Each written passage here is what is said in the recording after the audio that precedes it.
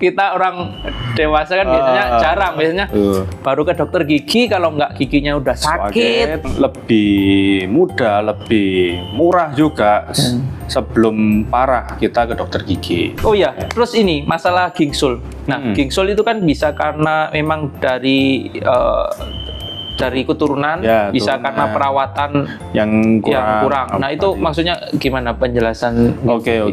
Jadi ya gingsul memang macam-macam, bisa dari turunan, biasanya tendensius model struktur rahangnya, struktur mukanya seperti itu, misalnya dari mamanya, papanya, atau bahkan oma-opanya itu bisa kayak gitu, itu akhirnya nurun kayak gitu. Nah, bisa juga dari mungkin cabut gigi susu secara prematur, jadi gigi susunya dicabut karena lubang atau bahkan sampai sisa akar, pada belum waktunya gigi dewasanya tumbuh kan kayak gitu. Jadi tiap gigi itu kan ada ranging umurnya. Nah, ini belum sampai ranging umurnya ini sudah dicabut. Nah, otomatis gigi itu punya sifat tempat di tempat kosong.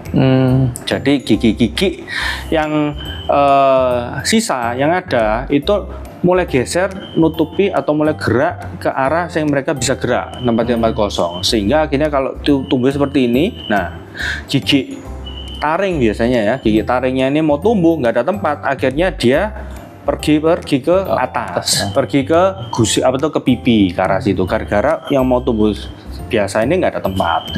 Itu bisa kayak gitu, sehingga menyebabkan akhirnya gingsul kayak gitu. Selain juga mungkin dari rahangnya yang kecil tadi. Jadi kan lebar dimensi dari gigi itu kan sudah paten. Katakanlah gigi seri ini lebarnya ini 1 cm atau 9 mili gitu. Nah, otomatis ya sudah pasti tumbuhnya segitu. Yang bisa dikembangin, yang bisa dibesarin itu ya pertumbuhan rahangnya sendiri. Kalau rahangnya ini volumenya atau luasnya ini kurang, nyebabin akhirnya giginya itu nggak beraturan gitu. Nah, jadi dari pola makan, dari menjaga gigi supaya jangan sampai lubang. Setelah itu ya itu aja, dengan jaga itu otomatis gingsul tuh bisa dihilangin atau nggak separah itulah. Nah, kalau memang sudah kadung ada, ya mau nggak mau dirapin gigi pakai behel seperti itu. Nah, itu masalah gingsul juga. Apakah gingsul itu harus dicabut atau dirapikan segera, atau nanti nunggu nanti aja yang lebih baik? Biasanya mulai perapian gigi itu setelah masa puber. Jadi masa puber biasanya kan umur 15 tahunan sampai 17 tahunan, yaitu growth spurt terakhir kan seperti itu toh. Nah, itu baru dipasang behel cekat atau bracket cekat kan kayak gitu. Nah, kenapa? Karena pada saat masa pertumbuhan ini kita masih kasih spare supaya rahang ini bisa tumbuh maksimal. Begitu kita pasang behel cekat, itu langsung dipegangi gitu, rahang nggak mau tumbuh lagi. Nah, padahal masa-masa pertumbuhan itu kan penting banget. Banyak orang yang SMP pun sudah behel cekat. Ya, ada kasus yang memang ya perlulah karena memang mungkin estetiknya sudah kurang banget. Nah, kan udah aware sama sosial, jadi malu dan sebagainya, ya gimana lagi, ya kita pasang kan seperti itu. Tapi kalau masih bisa ditunggu, idealnya itu ditunggu sampai pertumbuhan rahangnya maksimal. Nah, kalau pertumbuhan rahang maksimal biasanya setelah umur 17 tahunan itu baru dipasang behel, otomatis hasilnya bagus dan ideal seperti itu. Harus dipasang, ya harus dirapin, ya tetap. Soalnya kalau semakin lama, ya itu tadi, gigi punya sifat tempat kosong. Gigi gingsul otomatis area sekitar situ kan semua ada renggang, ada bolong. Nah, itu kan otomatis tambah gerak semua, menyebabkan tambah lama tambah nggak rapi semua. Tambah nggak rapi, problemnya akhirnya pembersihan secara mandiri untuk bisa bersih secara maksimal itu jadi berkurang, jadi nggak bisa. Kalau nggak bisa dibersih maksimal, jadinya lubang ya. Nah, balik lagi akhirnya harus perawatan, tempel dan sebagainya. Nah, kalau bisa kan kita preventif tadi itu. Lalu waktu itu kalau dulu zaman saya masih kecil itu teman-teman tuh belum puber itu udah banyak yang pakai behel itu, gimana dok? Idealnya sih kalau bisa jangan yang cekat.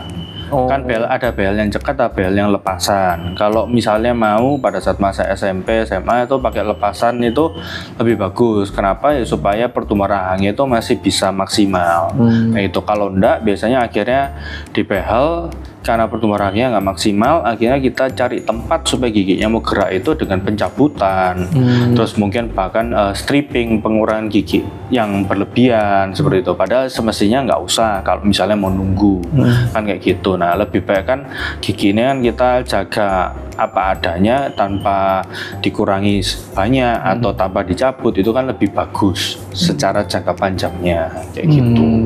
Terus ini ngomongin karang gigi lagi. Tadi kendalanya kan selain gigi yang berlubang, kemudian karang gigi itu paling sering sekali pada anak-anak atau bahkan sampai dewasa. Nah, kadang saya sendiri, aku sendiri ya ada karang gigi, nanti aja tunggu agak banyak, tunggu dikumpulin dulu. Itu sebenarnya kalau apa sih?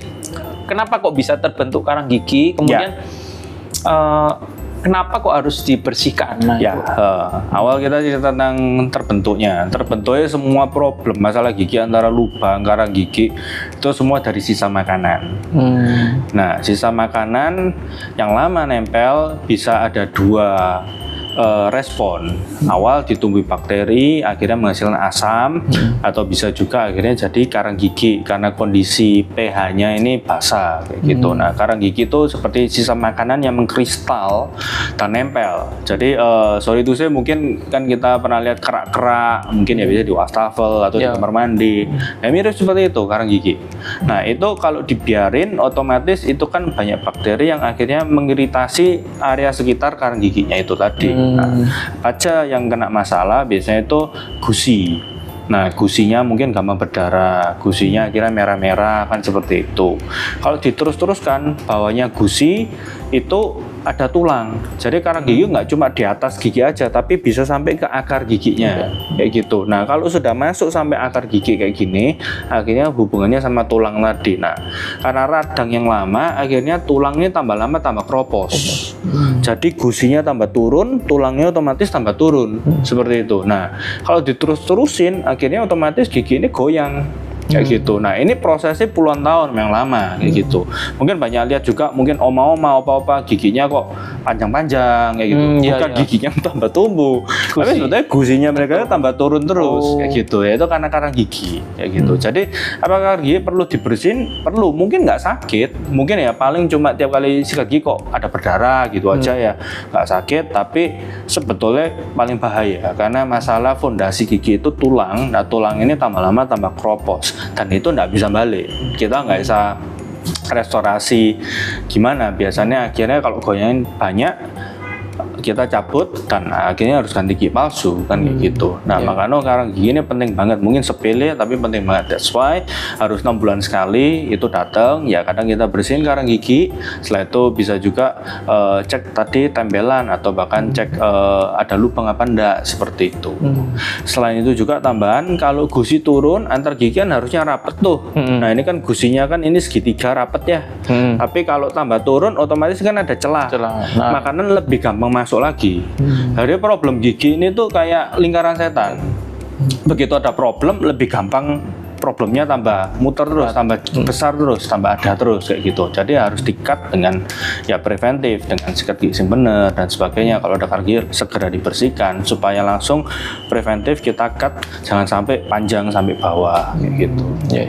Nah, untuk mencegah supaya karang gigi ini nggak terbentuk itu gimana? Padahal kita kan udah sering nih habis makan langsung sikat gigi sampai berbusa sampai banyak, tapi tetap aja muncul karang gigi. Itu memang nggak bisa ya, tetap harus dicek, atau mungkin ada trik apa supaya untuk menghambat lah atau mengurangi supaya nggak terlalu.